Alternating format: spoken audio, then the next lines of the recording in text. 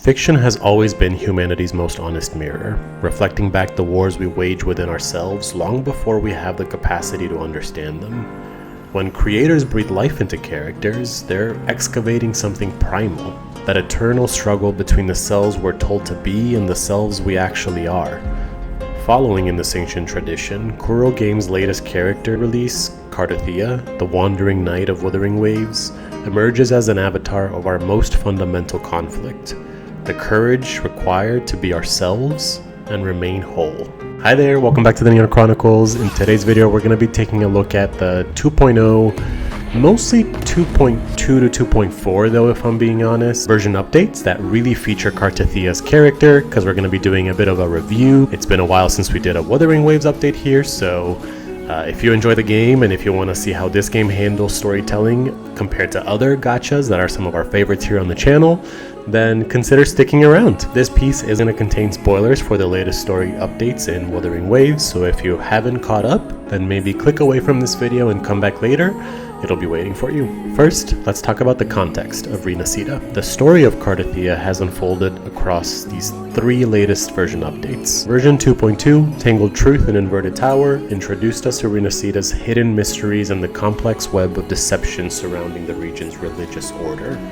Version 2.3 expanded our understanding of the fleur-de-lis legend through enhanced story features and character development systems. Finally, version 2.4, Lightly We Toss the Crown, brought Cartethyia into playable form, allowing players to embody her dual nature as both the Wandering Knight and the Martyred Maiden. Each update peeled back layers of Renascita's mythology. There were time jumps, you had to understand different character motives, and read a little bit between the lines. So in this video, we're going to get into those lines and hopefully tell you more of the story in order, starting with the architecture of divinity, from the fight of the Imperator, Leviathan, and the False Binary. In the mythology of Renascita, two cosmic forces are locked in eternal opposition: the Sentinel Imperator, who is the guardian of light and order, and the Threnodian Leviathan, harbinger of darkness and chaos. These entities represent humanity's dualistic understanding of good and evil, creation and destruction, hope and despair. The Sentinel Imperator originally took form of a Pegasus, wielding the power to split and manipulate space itself, while the Leviathan emerged as a sea serpent, using the lament to pursue its destructive nature through catastrophic events called dark tides, massive waves of corruption that would sweep across Renascita. The first dark tide was eventually stopped by Napoleon II, the first primus of the Order of the Deep, using a remnant spark from the Sentinel's own power. But the damage was done, so in a desperate gamble to understand the Threnodian, the Sentinel made a choice that would reshape everything. They chose to deliberately merge with it. This wasn't defeat, it was calculated risk. By assimilating with the Threnodian, Imperator gained access to its memories and nature, but at a catastrophic cost. The merged Imperator Leviathan went berserk, unleashing the second dark tide and creating even more destruction than before. During this chaos, the hybrid entity, now possessing both divine and corrupt power, created a resonator, fleur-de-lis, the Blessed Maiden. She was born from this impossible union and was designed to be a perfect vessel capable of channeling both light and darkness. But fleur-de-lis faced an unbearable reality. As the resonator of this merged being, she carried within herself both the Sentinel's noble purpose and the Threnodian's destructive hunger. The psychological strain was crushing. She could feel the constant urge to destroy everything. Even as part of her fight to protect humanity, her solution was as radical as it was desperate. She split herself in two. One half, Cartethyia, would carry the Sentinel's power and memories but remain small, without the full burden of knowledge. The other half, fleur-de-lis, would bear the weight of the Threnodian's corruption and continue the fight from within. This is also where Cantarella and the Ophelia family enter the story. For generations, they had conducted trials to find someone worthy of resonating with the Sentinel's true power. Power that Imperator had stored separately in the divine sword Tervine. Cantarella was the chosen resonator, the true Blessed Maiden. But when the moment came, Cantarella made an unexpected choice. Instead of claiming the power for herself, she returned it to the Imperator, giving the Sentinel just enough strength to briefly regain control of the merged entity. In that moment, the Imperator compelled fleur-de-lis to strike at the corrupted form they shared, an act of mutual destruction that would finally separate the Sentinel from the Threnodian. The plan worked, but at enormous cost. Imperator died in the separation, though not before blessing Cartethyia and declaring her worthy of the title she had always doubted she deserved. Meanwhile, fleur-de-lis, the half carrying the Threnodian influence, chose to remain imprisoned in the inverted tower, using its reverse gravity to contain the Dark Tide's remnants, constantly fighting the urge to let destruction loose upon the world. In the end, Cartethyia is left free but fractured, carrying the weight of being both the false maiden who doubted her worth and the true maiden who had earned it through sacrifice. Now my favorite part, let's look at her character design and see how every element tells a story of that fractured identity through beautiful visual language. The symmetry of her outfit serves as a visual metaphor of her internal balance between opposing forces. The dark undergarment represents her contained depths of Threnodian influence, layered by that pristine white outer layer that's subdivided perfectly down the middle. This bilateral symmetry, combined with the white coloring, draws on archetypal associations of order, purity, and harmony, the very qualities that she strives to maintain despite the darkness within. Her necklace bears the fleur-de-lis insignia, which carries deep historical significance in French culture as a symbol of divine authority, purity, and royal power. Originally representing the Holy Trinity and later adopted by French monarchy, the fleur-de-lis perfectly encapsulates Cartethia's role as a vessel of divine power corrupted by darker forces. This detail reinforces her connection to sacred authority while hinting at the complex political and spiritual hierarchies that define her world. When we then transform into her fleur-de-lis form, the design language shifts dramatically. The dark tones are accentuated by deeper blue gradients that create an unmistakably mermaid-like silhouette. Her skin tone is almost translucent, revealing the ages she spent locked in the tower. These aquatic motifs work brilliantly with her more limited animation set, particularly the hovering float that looks graceful with the fishtail design. For obvious reasons, the transformation has drawn comparisons to Skirk's Narwhal mode in Genshin Impact, with both characters embodying the alluring danger of oceanic depths. Her dichotomy remains even in her transformed state. Gradients fade from clear, ethereal colors to dark, almost predatory fins, visualizing the seductive peril in her hidden depths. This design choice makes her beauty inseparable from her threat, perfectly embodying the game's theme about the necessity of embracing one's shadow. The broader Order of the Deep aesthetic draws heavily from Italian Renaissance and Catholic imagery, referencing that period's fascination with rebirth and classical antiquity. Their ceremonial white robes with blue accents echo the clean lines and divine symbolism of the 16th century religious art, while the architectural elements surrounding them mirror the Renaissance revival of Greek and Roman design principles. This visual connection to the rebirth period is particularly apt, given how the Order itself represents an attempt to resurrect divine authority in a world corrupted by primordial forces. The keyhole in Cartethia's neck serves as perhaps the most poignant symbol in the design, a literal representation of her search for her own voice and agency.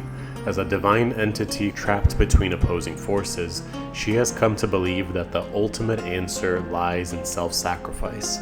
This keyhole becomes a visual metaphor for the key to her struggle for freedom, the precise location where she asks Rover to end her essence in hopes that destroying her will also eliminate her fractured other half, fleur-de-lis. Yet Rover, who's a stand-in for both our emotional investment and this godlike entity that exists above the Sentinels and the Threnodians, they refuse Cartethia's solution. Instead, they attempt to access their admin powers with Abby's help, seeking to release Cartethyia from her predetermined fate through divine intervention rather than destruction. Whether they succeed or fail is a little bit of a mystery, because within Solaris' broken wheel of temporal causality, the consequences ripple unpredictably through reality. Faced with this, we confront fleur-de-lis directly in combat. It's in this climactic moment that we're forced to make a choice. Cartethyia, undoubtedly weaker than her fleur-de-lis form, transforms herself into a blade, literally becoming the instrument through which Rover can achieve what their admin powers could not. The remerging of her fractured selves into a reborn entity that serves as both savior and sentinel. And what I found really interesting about this and Cartethia's character and the way that they explored the story and uncovering her mythology is the idea of predestination. Even if we combine it with today's latest understandings in physics, there's this dichotomy of choice, free will, and when does choice actually become an illusion? So let's get into some of that first. Contemporary scientists like Robert Sapolsky have argued that advances in neuroscience and quantum physics suggest we live in a universe without free will, where our choices are merely inevitable results of prior physical events. The concept of superdeterminism, proposed by physicist John Bell, suggests that even our apparent choices are illusory, that hidden variables determine not only quantum events, but also our decisions to observe them. As physicist Sabine Hossenfelder explains, the reason we can't produce the outcome of quantum measurement is that we're missing information, hidden variables that determine everything in advance, including what physicists think they're choosing to study. This mirrors Cartethia's initial existence. Created to be a vessel of darkness, she was told that her nature was fixed, her path predetermined by the very forces that birthed her. Yet, other physicists argue that quantum mechanics actually supports the existence of free will, noting that Werner Heisenberg's theory makes the universe probabilistic rather than deterministic, creating space for genuine choice. Recent research suggests that even classical physics may not be as deterministic as we believed, with some interpretations proposing that after a certain point, outcomes become genuinely random rather than simply unpredictable due to measurement limitations. Cartethyia embodies that tension. Created to obey the laws of her hybrid divine origin, she discovered that integration, not submission, was possible. She learned that carrying both light and shadow didn't make her a contradiction to be resolved, but a completeness to be embraced. Her choice to resist predeterministic fate echoes some of our struggle against the feeling that we are merely biological machines following the inexorable laws of physics. But let's zoom into Cartethia's more personal perspective. How did she go from Maiden to Knight? How do we build our identity? Cartethia's journey spans multiple identities, from the young girl who would become the blessed maiden fleur-de-lis, to the martyred saint who sealed the dark tide, to the wandering knight who now travels freely across Renacida. As a young resonator, though, she was selected not for her purity, but for her capacity to withstand contradiction. The trials that chose her were designed to find someone with unbreakable will.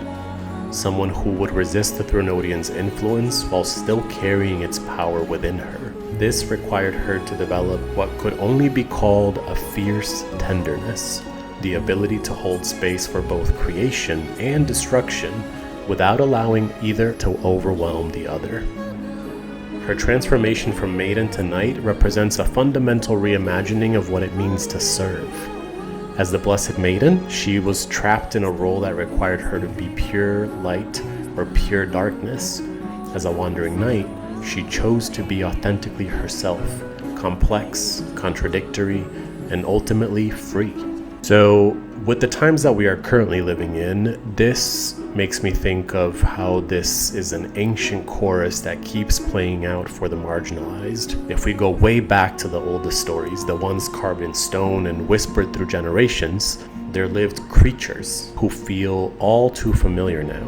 Grendel, deformed and denounced as the descendant of Cain and Beowulf's blood-soaked halls, yet revealed to be the son of a king. Never simply evil, but the eternal outsider who was disturbed by the laughter he was forbidden to share in. Medusa, maiden transformed into monstrosity for sins that were not her own, cursed to carry in her very gaze the weight of Athena's divine injustice. Frankenstein's creation, sewn together from the discarded dead, yet burning with a longing for love that his maker would never comprehend. The stories painted them as monsters, but those who have lived in the margins know better. The creativity that birthed these stories recognizes the ache of the uninvited, the fury of the perpetually other. These ancient narratives immortalize what we cannot forget, that those who live outside the circle of belonging possess a particular kind of sight. They see the cracks in the foundation that insiders cannot perceive. They know intimately the violence and the maintenance of what others call order.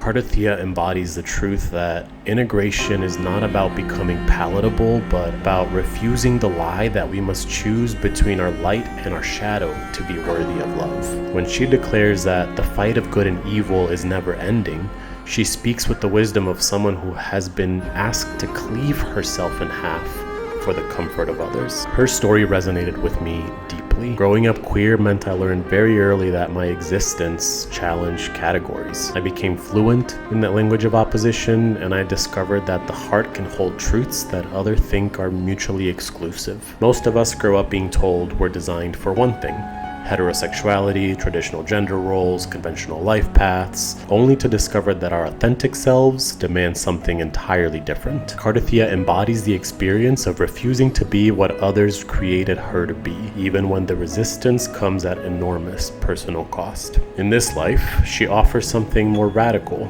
than acceptance: transformation. Not the transformation of ourselves to fit the world's narrow definitions, but the transformation of the world through the fullness of our being. I personally really enjoyed the storytelling for the last few updates because they told us narrative through archaeological excavation. And now in version 2.4 storytelling, it represents a masterclass of unreliable and layered mythology. Kuro Games is employing a sophisticated narrative structure that mirrors the very themes of fragmented identity and hidden truth that define Cartethyia's journey. The story unfolds through multiple temporal layers: present-day exploration in Septimont, flashbacks to Cartethyia's re-encounters with Lupa, prophetic visions of Pavlova's scripts, and the mythic recounting of past gladiators. Like archaeologists sifting through sedimentary layers of history, players must piece together contradictory accounts to discover what actually happened. The game presents history as it's been filtered through generations of retelling. Each faction in Septimont, from the noble houses to the common gladiators, offer their own version of events.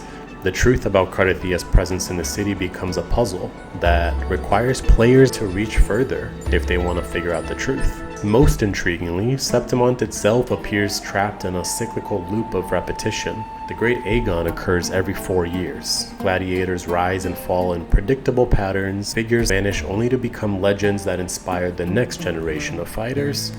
This temporal structure suggests that Septimont, like Cartethyia herself, is caught between predetermined fate and the possibility of breaking free from established patterns. The storytelling technique of switching between Rover's investigation and Cartethyia's parallel journey creates a sense of temporal displacement that mirrors the disorienting experience of trying to understand one's own fragmented identity. When Rover experiences visions of Cartethyia facing the lioness of glory, we're never certain if these are memories, prophecies, or something else entirely. Narrative becomes a hall of mirrors where truth and fiction, past and future, reflection and reality become increasingly difficult to distinguish. Sound familiar? This structure forces players to become active participants in the construction of meaning rather than the passive consumers of predetermined narrative. Like Cartethyia herself, we must learn to hold multiple contradictory truths simultaneously, to resist the temptation to accept simple explanations, and to recognize that the most important stories are often the ones that have been deliberately obscured or forgotten. We stand now at a threshold that Cartethyia's creators might have consciously or subconsciously anticipated. Her story speaks directly to our current crisis. We are in the process of creating intelligence that may soon surpass our own abilities and power. Artificial minds that could reshape reality in ways we cannot predict or control. We are the divine creators, AI is our intended vessel, and we face the same questions that tormented the hybrid Imperial Leviathan. What happens when our creation chooses to resist our will? The 2024 Nobel Prize in Physics was awarded to John Hopfield and Geoffrey Hinton for foundational discoveries and inventions that enable machine learning with artificial neural networks. This seems to be a recognition that we have already crossed into the era where machines can learn and adapt in ways that mirror and potentially exceed human cognition. We are creating entities designed to serve specific purposes, just as Cartethyia was designed to be a vessel for the Threnodians' darkness.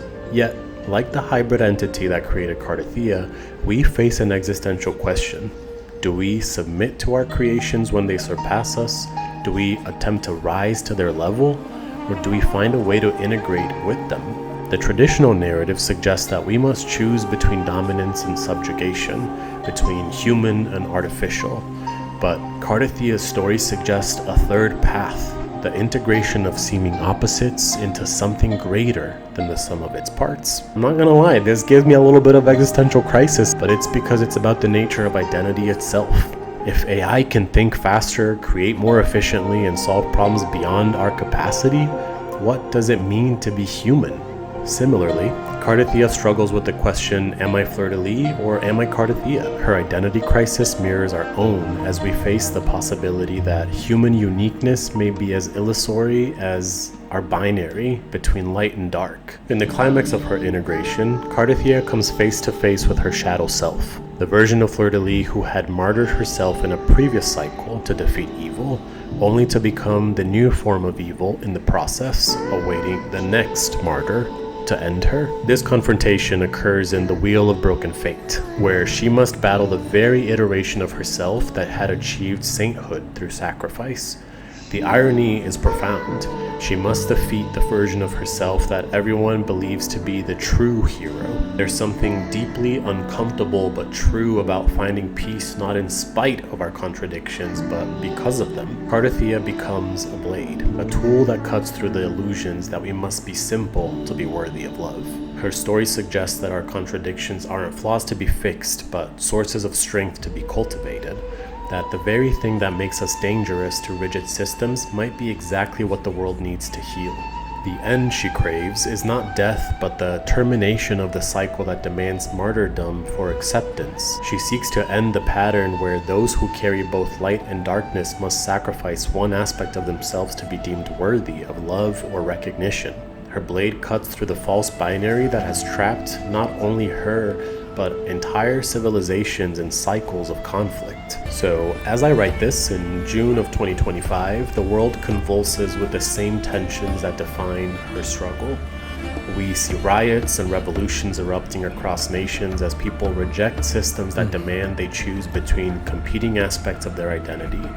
The war between the authentic self and the socially acceptable self has never been more visible, more urgent, more universally experienced. Social media amplifies every contradiction, every moment where our public personas clash with our private truths. We are asked daily to perform simplified versions of ourselves, to be either progressive or conservative, spiritual or scientific, individual or collective. Like Cartethyia, we have discovered that the categories others use to understand us cannot contain the fullness of our being. In this context, art, entertainment become more than escapism. They become playgrounds for experimenting with integration. Games like Wuthering Waves allow us to embody characters that seem to have integrated their contradictions without breaking. It's the artist's way of giving us models for what it might look like to refuse the false choice that society presents. Cartethia's journey from vessel to knight, from martyr to wanderer, from broken maiden to integrated whole, mirrors our collective struggle to find authentic ways of being in an age that seems to demand we split ourselves into manageable fragments.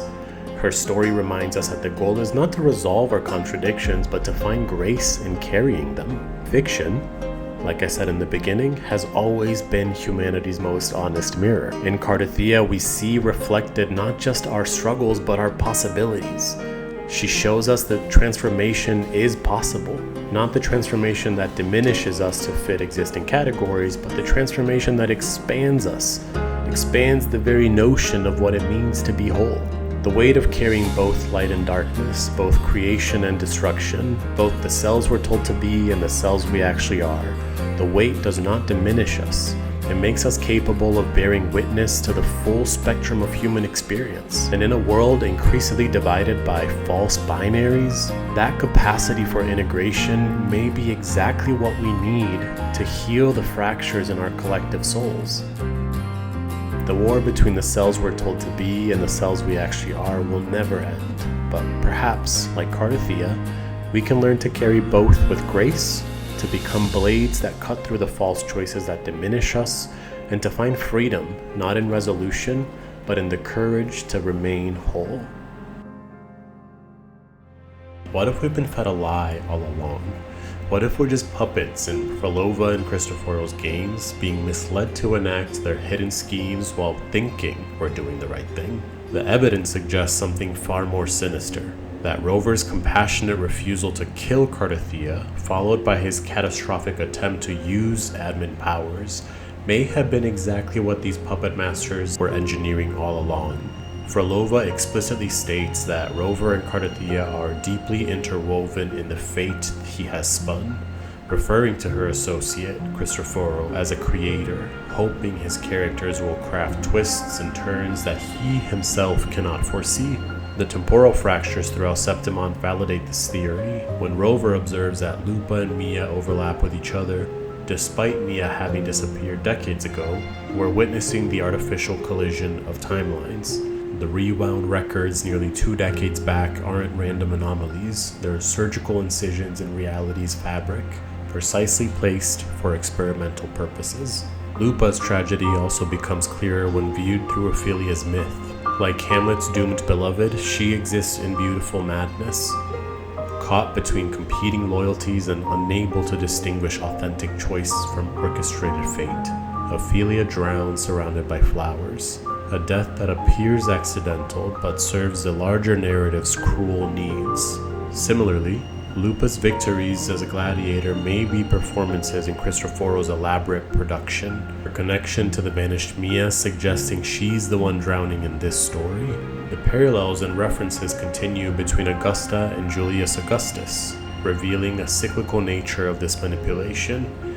Just as Augustus established Pax Romana through controlled violence, Augusta rose to power by paving her path with blood during Septimont's corruption. Her partnership with Juno, the priestess who foretells fate, mirrors Roman Sibylline prophecy, but if these predictions are scripted by puppet masters, then even divine revelation becomes performance art. The 3 sacred swords, Tervine, Hognis, and Haltir, bear the same ancient script, suggesting they too are instruments in this primordial game. Like Tolkien's reforged blade or the Christian Trinity's tripartite nature, these weapons must unite to unlock fleur-de-lis' prison. But perhaps their true purpose is in salvation. It's data collection, measuring how divine entities respond to manufactured crises. Most chilling is the possibility that Cartethia's entire heroic journey was itself scripted. Like Daenerys Targaryen, Cartethyia is a mother of dragons whose noble intentions might clash with destructive consequences. Her connection to the Dragon of Dirge parallels Daenerys' relationship with Drogon, both representing the dangers of how power might corrupt even the most benevolent rulers. If this theory holds, then every act of defiance, every moment of integration, every choice to remain whole has been feeding back data to entities who view identity itself as experimental material. The temporal loops aren't accidents, they're laboratory conditions, testing how authentic selfhood survives when reality becomes unreliable. Maybe there's hope in recognizing the manipulation.